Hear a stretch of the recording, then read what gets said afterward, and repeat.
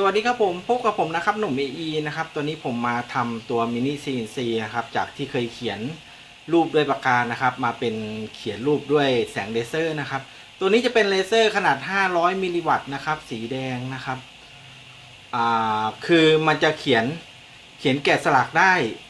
เฉพาะเนื้องานบางเนื้อนะครับเนื่องจากว่าความแรงมันน้อยนะครับถ้าอยากจะแกะสลักที่แกะไม้ได้อะไรได้นี่ต้องความแรงเยอะกว่านี้นะครับครับผมเดี๋ยวผมมาลองทดลองเขียนตัว A ดูนะครับเดี๋ยวมาชมกันดูนะฮะ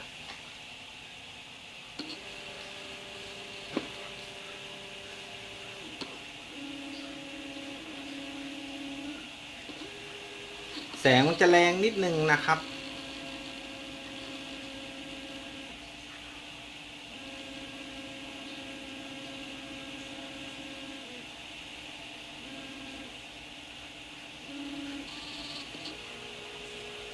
ตัวนี้เนื่องจากว่าความแรงของเลเซอร์มันต่ำนะครับเราต้องเดินเครื่องให้มันช้า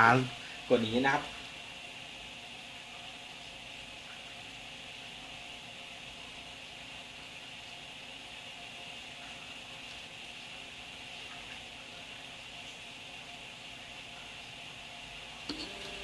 ครับผมจะลองเขียนซ้ำจุดเดิมนะครับอีก1 ครั้งนะครับ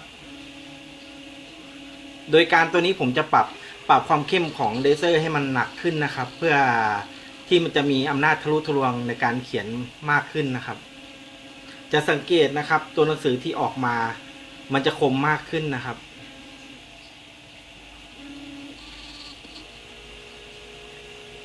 ครับผมขอบคุณครับที่รับชมครับผม